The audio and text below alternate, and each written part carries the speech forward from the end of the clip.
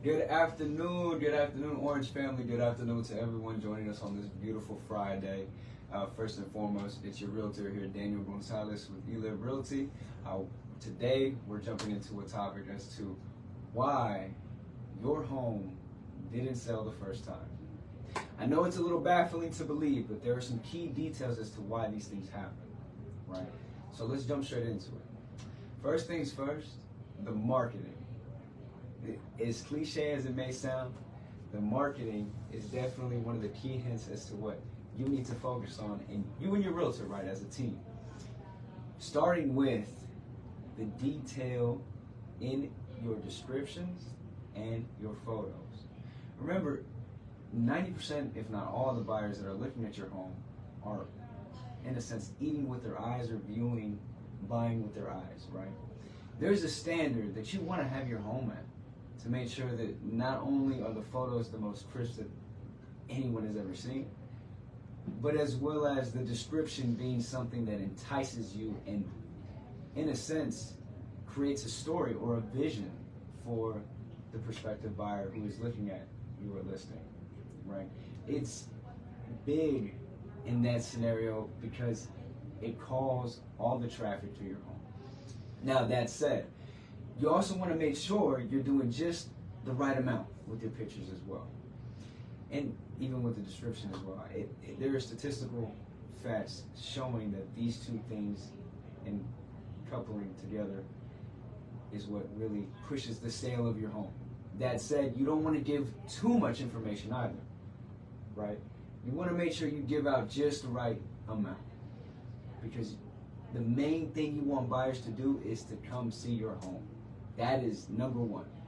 So sometimes giving a little bit too much info can persuade buyers to say, you know what, that's a deal breaker for me, right? And they don't come see the house. And then little did they know that, hey, you know what, I came to see the house and it was so beautiful that this deal breaker isn't that much of a big deal anymore because they came and saw the house, right? So it's very important that you and your realtor as a team do things at just the right amount. Your realtor should know that, and if he doesn't, well, we're here for you. He or she. That said, you also want to make sure your realtor is not posting and praying. At the end of the day, in this market that we're seeing nowadays, maybe that worked back in 2020, right? But we are now in a different market. Things have shifted. You want to make sure that your agent is really putting legwork in your exposure of your listing. Not only just putting it on MLS, putting it on Zillow, maybe running some Facebook ads, but letting everyone know. What does that mean? Not only just the public, but their coworkers, their realtors. Letting everyone that they possibly can know and exposing your home. And just doing more than taking pictures and putting it on the MLS. That as well, making sure that your realtor, with their marketing plan, may have connections that they have established and embedded in their marketing plan to get your home sold quicker and for the most amount of money that you're looking for. What does that mean? For example, one of the key things that we use here at eLive is that we have connections with lenders that we can use to implement for you to compete with new build homes with their incentives and their interest rates, right? Is your realtor doing that? That said, last thing about marketing, being more creative. Now, that's not necessarily for every seller. I will say that this is definitely something you really want to understand with your realtor and make sure your realtor is competent in, because it can get creative. I mean that in the sense of seller financing or things like RAVs and maybe even doing subject to whatever the case may be. But the moral of the story is just being more creative with your marketing strategy, right? And going down to the next thing that we are going to shift into is the price, right? So marketing is one, and it's a very important branch of the tree, very important. Next thing is the price, right? Because at the end of the day, that's what matters. One of the key details about pricing that I wanted to touch on was convenience, right? Nowadays, I mean, a lot of us, if not all of us, will trade price for convenience. So what do I mean by that? If you have your home on the market, let's say it's priced correctly, and you have all the great, you've done every marketing step that you needed to, and it looks fantastic, and things are ready to go. You're getting traffic, you're getting showings, you're getting offers. Now, when you get to the negotiation table, you have a lot of contingencies. Let's say, for example, you need a lease back, and you haven't done the survey, and you haven't completed the seller's disclosure, and you need 27 days to provide HOA docs. Those are contingencies that are going to hinder you. And if it's so much for a buyer, at the end of the day, I don't mind, in a sense, paying a little bit more as a buyer, knowing that things are going to go as smoothly as possible. The transaction is going to be as convenient as possible because the seller has everything ready to go, right? Nothing is more frustrating than being on a time frame and the other side of the transaction does not have things situated. Jumping into the next branch, you're priced a bit too high.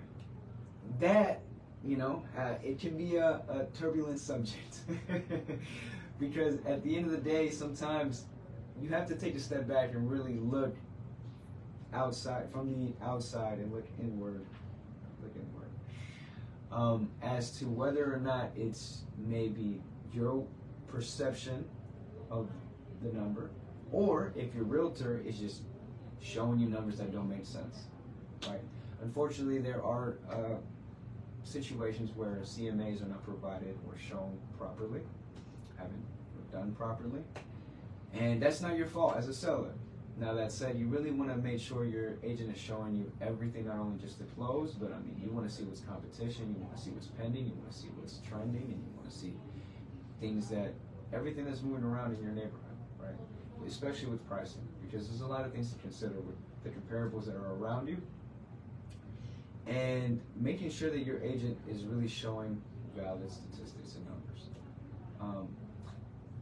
Final branch I want to touch on with pricing, and there's many more things that we could go into about this, but to keep it short and sweet, days on market. Days on market is so important because, especially nowadays, I mean, in any market, truthfully, your house, when you're purchasing a home and you see that a home that you really enjoy the pictures of, and it's been on the market for 210 days, would that make you really want to go see it? Would you want to go view a house that's been on the market for 210 days? It's just things to consider as a seller, right? Because as the buyer, you got to put yourself in their shoes and think, hey, maybe there's something wrong here. And there's a lot of buyers who just automatically will just throw your house out of their criteria because of the fact that you've been on the market for 210 days, something like that.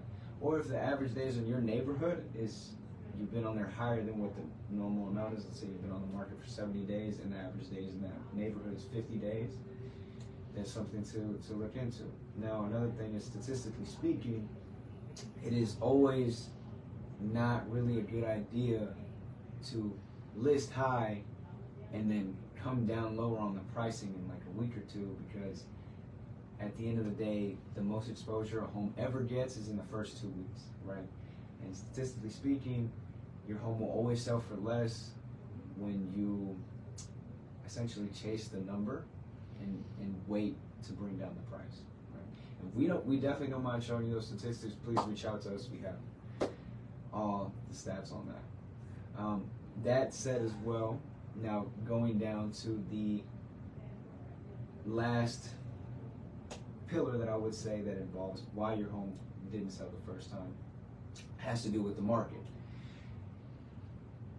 Really understanding that we're not in 2020, just in the simplest context, right? Nowadays, it actually takes a bit more skill and understanding as to what the economy is doing in not only nationally, but in your local setting, right? I can tell you here in Austin, I mean, we're still hovering around 3% as the quarterly moving average in jobs and unemployment rate. So Austin is still moving pretty tight good in the whole scheme of the Austin economy. And really touching on that, it's also about just knowing yourself and what your goals are, and understanding that, hey, maybe right now may not be the best time to sell your home. Maybe you should wait until rates come down and to that amount that you're looking for, and understand that it's more than just putting a number, taking pictures, and putting it on a website. So just knowing your goals and if your realtor really aligns with those goals, right?